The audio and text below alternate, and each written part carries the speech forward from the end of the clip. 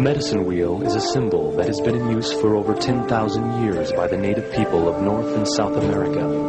What does the wheel represent? How does it relate to medicine? What accounts for its long and widespread use? And what value might it have in a modern society? One person who can answer these questions is Don Warren, an individual who has seen the world from both the traditional perspective and from the modern perspective. He grew up in touch with both worlds. Don's family is from South Dakota and moved to Tempe, Arizona when he was 4 years old. He went to school in Tempe, but spent his summers on the Pine Ridge Indian Reservation in South Dakota. Don graduated from high school in 1984 and received his bachelor's degree in 1989 from Arizona State University. As a member of the Oglala Sioux tribe, he has had a unique perspective on medicine and healing. His mother, Beverly Warren, has been a nurse for many years and currently teaches in the nursing department at Mesa Community College in Mesa, Arizona. His family includes many traditional healers and medicine men from the Pine Ridge Indian Reservation. In 1992, Don was given his grandfather's name, Prejuta Wichasha, which means medicine man in the Lakota language. In addition, his father, James Warren Sr., had been diagnosed as having multiple sclerosis in 1979, and Don has witnessed his father's treatments from traditional and modern medicine approaches. In 1993, Don began his 4th year of medical school at Stanford University on his way to becoming a family physician. From this background, Don has been exposed to medicine and healing from the traditional Native American perspective and the modern medicine perspective. Let's hear now from Don Warren as he gives us his insights into the time-honored medicine wheel and how its use may extend from the traditional to the modern. What I'm talking about today is the medicine wheel. The medicine wheel is an ancient symbol that has been used to symbolize many things to the indigenous people of North America and South America. The earliest accounts of the medicine wheel date back thousands of years among the Lakota people, who are more commonly known today as the Sioux. There are many interpretations of what the medicine wheel symbolizes, just as there are many Native American tribes and languages. The symbolism I will be talking about is what I've learned from my family and from other traditional Lakota people. I will also be sharing some of my own interpretations of the medicine wheel with you today. What the medicine wheel shows is a circle with a cross in the middle. What this represents, most basically, is the 4 directions: east, north, west, and south. And what this symbolism shows is that although the directions may be opposite to each other, represented by the cross, they are still connected, and this is shown by the circle connecting the ends of the cross. There are other interpretations that include up to the sky and down to the earth as the 5th and 6th directions. Also, some people look to the center of the circle as being within, and this is the 7th direction. For now, I will just be referring to the 4 directions and the symbols that are used within those directions. As you can see, colors are also used. There is yellow, white, black, and red. And this symbolizes the different races of people in the world. Yellow being people from Asia, white being people from Europe, black being people from Africa, and red being people from this continent. Sometimes people ask, well, where's brown? For the Latino groups.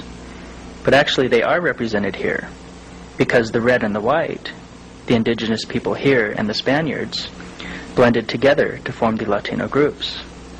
In an ideal world, all of the colors would be able to overlap with each other, but unfortunately there are many interracial conflicts. Within the 4 directions, we look at gifts coming to us from the 4 directions. In the traditional Lakota way, it is believed that everything in nature is sacred and was sent to us as a gift from the Great Spirit, Wakantanka. Here are some examples of the gifts given to us from the 4 directions. In addition to the colors, yellow, white, black, and red, there are also basic elements: fire, air, earth, and water. Fire is a gift from the east, along with the sun. Air is a gift from the north, along with the animals. Earth is a gift from the west, along with the minerals. And water is a gift from the south, along with the plants.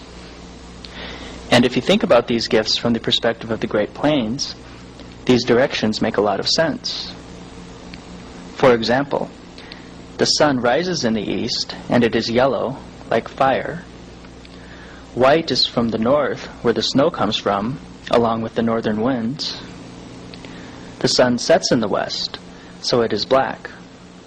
Also, the Black Hills, or Black Earth, and the Rocky Mountains are to the west of the plains. Minerals are also a gift from the west. And if you think of Black Hills gold, these gifts make a lot of sense. And to the south, red can be thought of as the people and the deserts to the south. And water and plants can be thought of as representing the rainforests in Mexico and South America. The medicine wheel shows that even though they are in opposite directions, destroying the rainforests to the south can affect the air to the north, because the gifts are all connected by the circle. The most basic part of medicine in the medicine wheel is symbolizing what a person is. To the east, there is the spiritual aspect. To the north, there is the mental aspect. To the west, there is the physical aspect. And to the south, the emotional aspect.